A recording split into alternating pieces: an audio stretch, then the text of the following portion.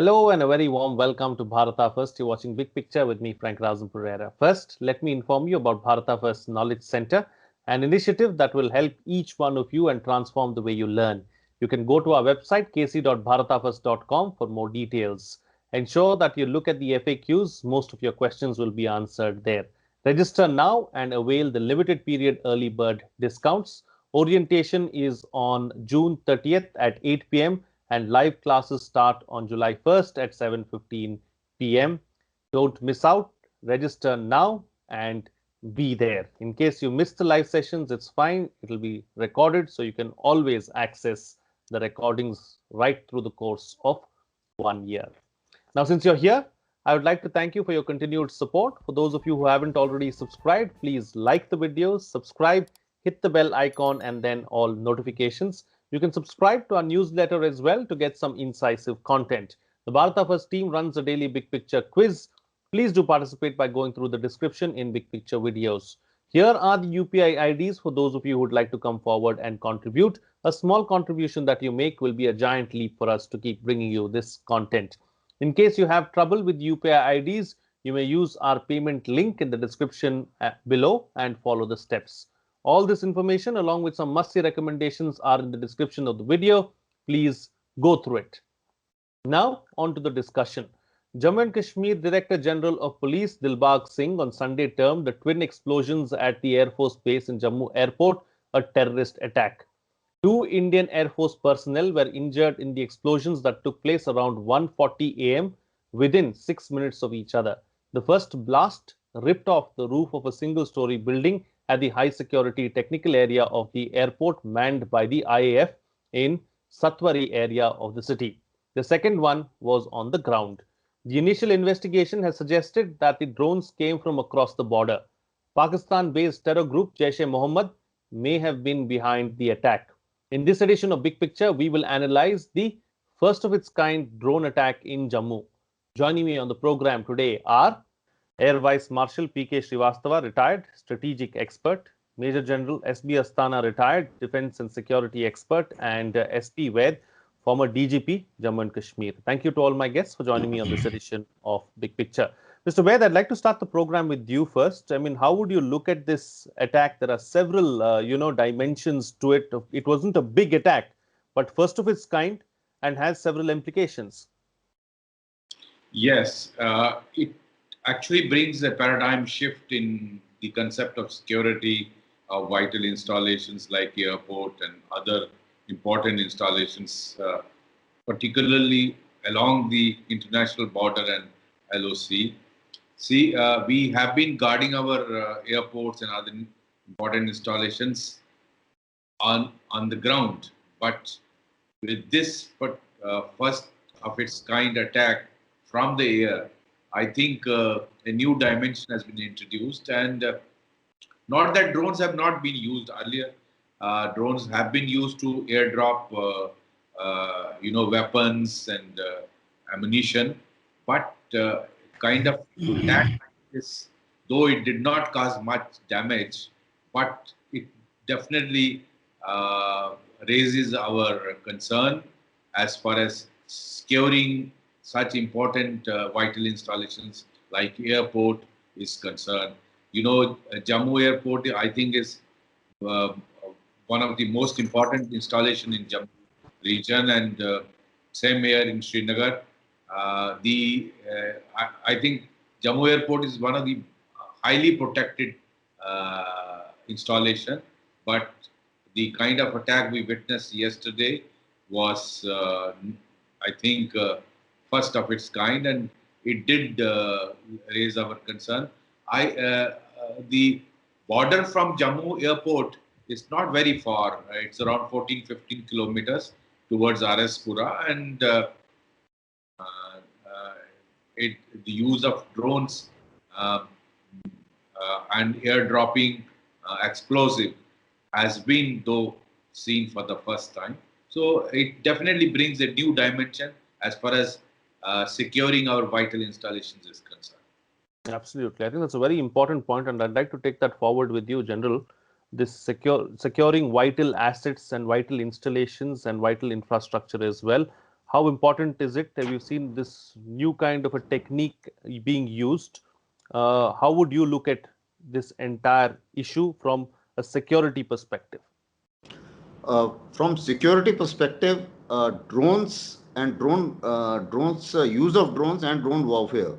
Now that is an incoming thing. It is becoming increasingly popular, and you would have seen in Azerbaijan-Armenia conflict, as well as when Israel's had a conflict with Hamas very recently. There also the drone technology was used to a great extent. Now, drones are not only used for strike drones and strike capability, it's also surveillance capability. It is drone swarming, it is a relay station. It can also, in fact, grown to in size right up to be used as bombers. So the question is, drone technology is something which we have to be ready for security establishments, security installations, our own security, as well as for using it as an offensive capability. Imagine if we had these strike drones, the strategical strikes were not required. If we had surveillance, appropriate surveillance drones, perhaps the Kargil intrusion would have been detected much earlier. So these are certain dimensions which we cannot do without now. And therefore, creating indigenous drone capability, whether it is in surveillance drone as well as in strike drones, is very essential. Surveillance, we have some capabilities. Strike drones, we are trying to negotiate, trying to get Reaper Mark II. Our Rustam indigenous versions are also being developed further, and perhaps we may have certain capabilities which we may be able to generate. But the seeker technology is an important technology which we need to incorporate, and that is a technology which not very many countries are ready to share, even if they want to sell the drone. Coming on to your basic issue, security installation, certainly very important. Drone detection is a problem because drone flies at a height which is difficult to be detected by a radar. And it also does something called as nap of earth flying, and flying along with, and it can be maneuvered. It can be actually flown between two buildings, and therefore there is a limitation for its detection. So this makes it difficult. But notwithstanding that, the counter technologies are also developing. We also have a AD umbrella, which also starts from very basics like L-70 guns. Now these guns can also destroy these drones. So therefore, we will have to be ready with all kinds of technologies, perhaps to counter those drones and use these technology for our advantage, Frank. Absolutely. So we have to use better technology and use this new age, cutting edge technology to ensure that we secure our own installations and our assets as well. AVM, let me come to you now. The general was talking about technology, from a protective perspective. But if you look at the kind of technology that is used by the terrorists and, the others, the nefarious activists, these drones, anyone can buy them nowadays. It's available. It's used to drop pizzas. It's dropped to use payloads of 2 kgs and 3 kgs. So there's a lot of damage that can be done even through a basic drone that you buy. Now, if you could take us through that technology that is available, how is it? How does it work? How does it function? Is it detectable? Not detectable? What's the scenario really? So Frank, basically classify drones into two categories, which you rightly pointed out. One is military drones, what we are talking about, the drones which can deliver ammunition, which can go for the surveillance, which can do intelligence collection. Those are military drones. We have a response infrastructure and response detection capability for those kinds of drones, because they are, highly powered and they have long ranges. They fly at very high altitudes. So all told, it has some signature which can be picked up by the air defense infrastructure or the infrastructure which is put in place for those things. So at the moment, probably our fear factor is that we are talking about commercial drones, which are available on Amazon for less than $500. They are available in India too for less than $6,000, $7,000. And can somebody concoct that and make it into a kind of potent weapon, something what we call autonomous weapon? Yes, it has been done in 2014 by one Bangladesh chap for ISIS. Sitting in Turkey, he did this. against Syria. So that guy, he used one drone, which was a commercial drone. He put in some 1.5 kg of IED over there, and it was something very similar to that. And his name was Mr. Sujan. So Surfil Sujan did this with very little knowledge in 2014, and we all knew in the defense architecture, whosoever is part of the security apparatus in whatever manner, that yes, there is a threat from drones and very imminent threat. On your channel itself, we talked about the artificial intelligence and how it can help us into this business. Now with the GPS kind of thing coming up, there is a wake-up call for us. And I will really parallel it with what happened when Luftwaffe started attacking the Allied forces with their kind of air power. The radars came into being. They could be identified and then contained and controlled. We need an infrastructure which can look after, which can take care of such commercial drones. Commercial drones are going to be there. It's a wake-up call. Fortunately, it has come at a very low cost, because these things are very attractive for the adversary. It's a low cost, high impact kind of game. That is one thing. And secondly, it also becomes an army of none. By the time you trace and you find out, you have suspicion. But to have a irrefutable charge against any nation or something, you'll find it very difficult. Otherwise, it's an act of war. You attacked my military installation unprovoked. It is a kind of attack, act of war. So it should be responded accordingly. So we need to definitely think of deterrence, how we can deter this, what kind of infrastructure is needed, which can give me cost, balancing kind of, approach, and still I can arrest, or I can, deterrence in place. So I think I'll take that in next round. Frank, over to you. Absolutely, absolutely. Mr. Ved, coming to you now, just building on the point that the AVM has just made about, low cost, high impact kind of technology that is being used, that goes under the radar, becomes very difficult to identify and pinpoint as to who exactly did it. So does this also become a lot more difficult for the investigative agencies and the authorities on the ground who are looking into the matter to try and find out who exactly is behind it? Because we still don't have clear information whether it was from across the border, whether it was from someone within India itself, or what it is. So does this make the investigative agency's job that much more difficult? Yes, it does. And as you all know, the drone attack does not leave much of the trace after it has been executed. See, once it is done and it's gone, and there is nothing on the radar, how do you link it to the place it originated from? Drone technology, like any other technology, has both positive aspects, as General Air Vice Marshal was mentioning. This technology we have been using for surveillance, for monitoring the crowds, for law and order. Likewise, the defense is using it for surveillance across the border. But if that's in the hands of, as my other honorable co-panelists have mentioned, this is so easily available. Commercial drones are easily available, whether in Amazon or in other websites. So this can land in the hands of the people who have nefarious designs, like terrorists, and misusing this technology for attack is definitely possible. So we basically need to devise a strategy how to make it costlier for such elements to use it, how we can make it a deterrent to use this technology for attack. They have, as I mentioned earlier, they have used it for airdropping the weapons.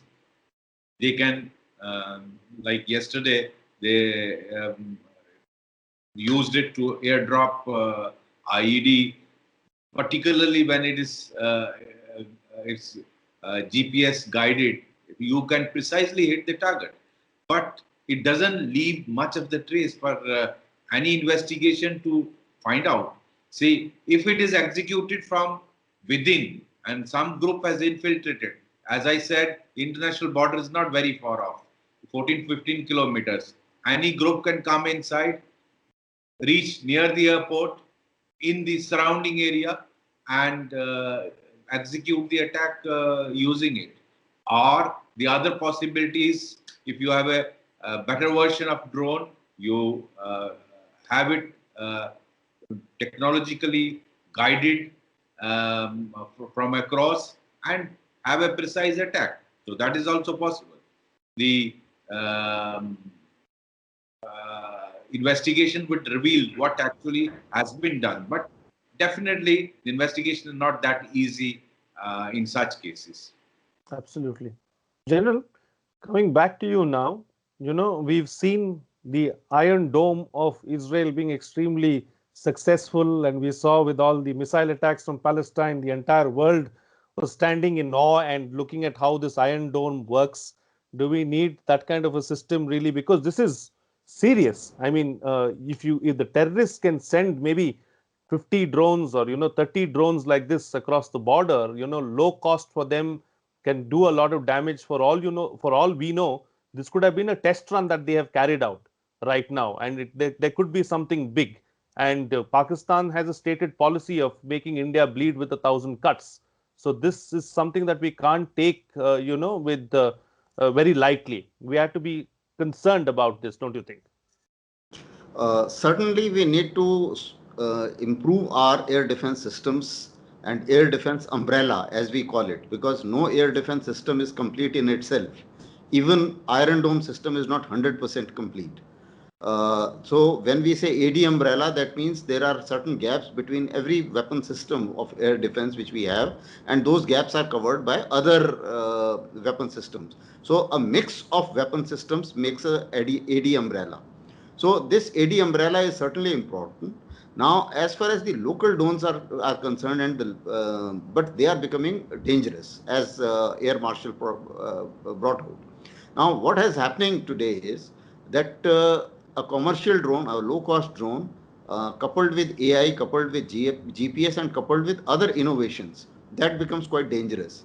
And to cater for that, certainly we need some more innovations in our technology and surveillance systems as well. Coming on to the kind of very recent innovations which have been done, like in the Israelis used a drone for killing a Hamas leader in which no ammunition was used. So there was no collateral damage. They used something called as Ninja weapon, which was something like a fan. It entered a car and it just cut the Hamas leader into pieces, and no damage done even to the driver. So this is the way the technology is moving forward, and we certainly need, as far as Iron Dome system is concerned, it's a costly system. It can be employed only at certain specified places, and it may not be that possible. It may not be possible to be employed in almost all airfields. Even Israelis, what they have done is, even their system, they have certain algorithms that if a flying object is actually not affecting their value target, then they don't waste a missile on that, because the missile is also very costly when it comes to the Iron Dome system. So Iron Dome system is a costly system. We are looking for S400. We have already contracted for S400, and perhaps that will also be another good system which we will buy. But then these systems have their own limitations, and they will be at specified places. So we will have to prioritize our targets. But the kind of technology and the kind of threat which we have now received is omnipresent.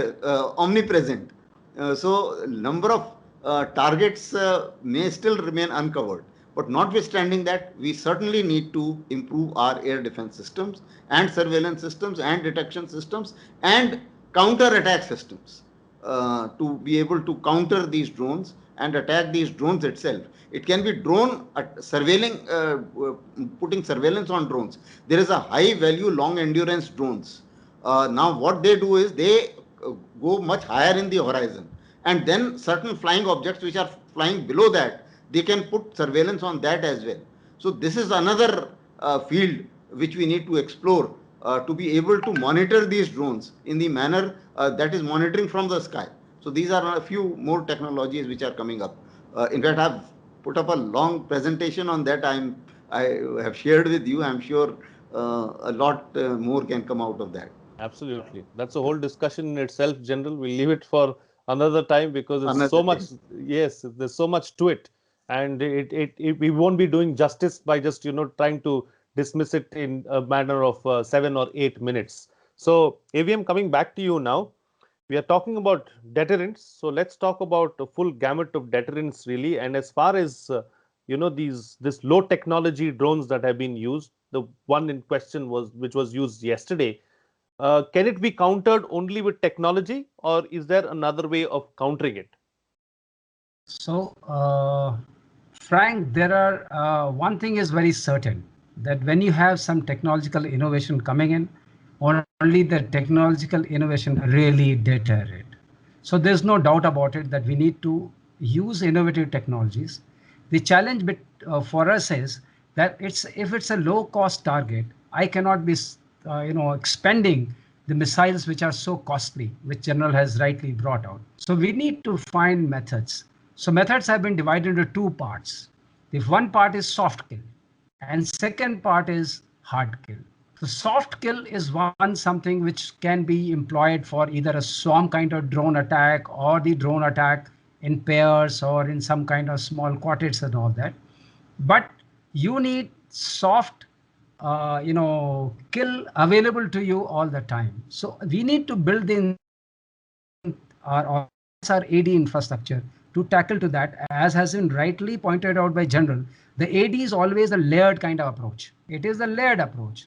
Now you're coming at the drones which are of this nature, so we need to respond accordingly. Will it be a bullet, or will it be a laser gun, or will it be a netting, which is all possible? So you have a gambit of things which are available, which are deployed in their own hierarchy, and they get activated.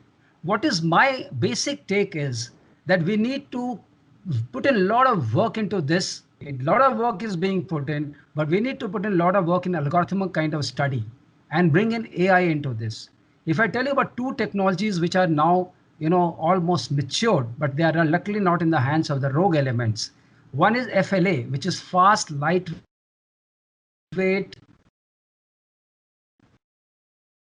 which can fly at the speed of 45 miles per hour through maze of warehouse, because there's a localization available. There's vision available. There was a problem in the audio. FLA, you'll have to repeat, please. FLA is fast, lightweight autonomy. It's a kind of technology which can make a drone kind of thing fly in a maze of warehouse at the speed of 45 miles an hour with computer vision, computer mapping, localization, and all kinds of LIDAR, etc. included in it. And it's not very, very weighty. The second technology which has made everything very, very difficult is ATR. That is a target recognition algorithm. A automatic target recognition is a very important technology. When you these loop, that is observe, orient, decide, and act, the OODA loop runs at a speed which human beings cannot manage. So that means we need a response from the machine when such things come in. An autonomous weapon would need a response from an autonomous response, weapon from our side. So both have to be matching. This is a very important grid. So as a nation or our security architecture, I would say it's like a wake-up call which happened to Americans when Sputnik was launched. And they started, they created two organizations, one called NASA and one called DARPA. We will need to think about it and really think very hard. These attacks are not going to go away. General will agree with me that we had been having webinars, seminars for last 6-7 years. Yeah. 6-7 years, we have been very actively talking about it, writing about it. Even I have written few papers. So this writing has not been concluded into something. I would not say absolutely nothing. Yes, we got in DRDO one, 2-kilometer range, a laser, hard kill weapon available, 1-kilometer range laser weapon available. We have these things available. We need to now put them in a layered architecture. We need to handle our targets in a manner that technology can respond. Giving a small answer to your big question in the big picture, that will technology be required to be innovated to deter this threat? I would say yes, we need technology not only to be available, innovated, but also to be integrated in our air defense systems. And the most important technology which will work for us is AI, artificial intelligence. We need to do that. And we need to, of course, make a drone policy, which has to be in place as to how people will own their drones and what policies are going to govern them. So it is at policy level too, which we need very, very, urgently. I think if these words go through the ears of those people who matter in the security architecture, we'll be doing a great job. Absolutely. Absolutely. All right, gentlemen, it's time Frank, to get quick closing comments from all of you with the best way forward, starting first with you, Mr. Ved. See, I agree with the AVM. Technology is the answer to such attacks, and today the AI is the in thing, and I think we should use all possible available technologies in the world. I am reminded of Hamas attack on Israel, how beautifully they countered all those attacks which were aimed at Israel. I think something like that. I'm not a very tech savvy man, but I would like my country to have an air defense, air umbrella, equipped, very well equipped, technologically equipped cover, and that is how we should counter. Because you can't trust Pakistan. You cannot trust. You see, on one hand they are saying ceasefire, and the other hand nothing happens there without the knowledge of ISI and Pak Army. But they just put it on the name of deep state and terrorist. Ultimately, it is same Pakistan state which is doing it. So we need to take all steps to protect our assets, defense assets, and other important vital installations. Absolutely. General? Yes, there is always a race between a weapon system and a counter system. Similarly, a weapon technology and a counter technology, and therefore innovation and a counter innovation. So I think a lot needs to be done to make sure that we are able to cater for such kind of threat and low technological weapon. I totally agree. As far as policy is concerned, very important, because today you have drones picking pictures in marriage parties also. So therefore, should it come? Should it be stopped? Should it be under the airspace management? Because as of now, the airspace management starts beyond a height, and unfortunately, below that height, all this is happening. There is also a technology to say that even the drones can be used for making a smart screen or a smart fencing above in the air, as well as in the ground, as well as below the ground, that is in the water. Now that is something called as a drone swarm, which makes a smart fencing. Now this is also one of the innovation which globally people are working on it, and I think a lot has to be done. We have started, we have made we have taken baby steps. I think much more needs to be done to protect ourselves from such kind of technologies and wrong use of technologies. I would put it this way: wrong use of a dual-use technology, that is even the civil technology. Frank. Absolutely. And AVM, close the show for us with your quick concluding remarks. So Frank, I would like to say that we need to concurrently start in a very accelerated manner on all three fronts. One is the drone policy. What is the national drone policy? How people will own it, how people will use it. All that has to come in place. And they're IDing how I'm going to ID a drone with a kind of person he's possessing. And number two, the technology innovation, how to deter, counter. A general has brought out countering needs another technology. Is a war with countermeasures will keep happening. We are accustomed to it, so a military is not overwhelmed by this kind of situation. Okay, we can do it. You come around with this, we'll have some answer for you. And there are answers available in technology. There's no problem. Once you harness the technology or you get the technology, you need to productionize it. That also has to go on very well. Unless all these three things are done well, we will not have the products available. And then the military architecture takes place as a corollary of all this. And when the military architecture comes in, we have been able to thwart many threats which have come so far in our independent India as a nation state. We can do this too. But I would take this as a wake-up call, and a strong wake-up call. It has its own military. I don't know whether they are doing litmus tests to check us out and see what else we can do. And we have to create natural deterrent in the mind of enemy. How we do that, we leave it to the nation to work it out. But the enemy must be deterred to use any time this kind of force. That remains up to the security architecture to respond. Deterrence at another level also is very important, like we did for surgical strike, we did with airstrike.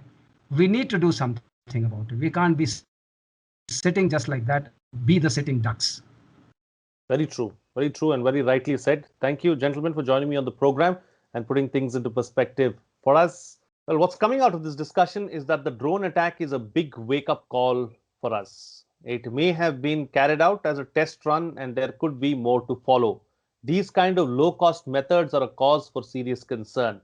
Low-tech drone detection is a problem and has limitations. The counter technology is improving, but is always playing catch-up. Investigative agencies are also going to find it difficult to identify who is behind the attack, as drones usually don't leave any traces. Only technology can counter technology, and we have to develop effective countermeasures, and the key lies in artificial intelligence. Also, a foolproof national drone policy is the need of the hour. Well, before I go, let me inform you about Bharata First Knowledge Center, an initiative that will help each one of you and transform the way you learn. You can go to our website kc.bharatafirst.com for more details. Ensure that you use most of your questions will be answered there. Register now and avail the limited period early bird discounts. Orientation is on the 30th of June at 8 p.m. and live classes start on July 1st at 7:15 p.m. Register now at kc.bharatafirst.com and don't miss out on any of these initiatives. In case you do, don't fret. The recordings will always be available once you register for a period of 1 year, so you can access it at any point in time. Well, thank you once again for your continued support. For those of you who haven't already subscribed, please like the video, subscribe, hit the bell icon, and then all notifications.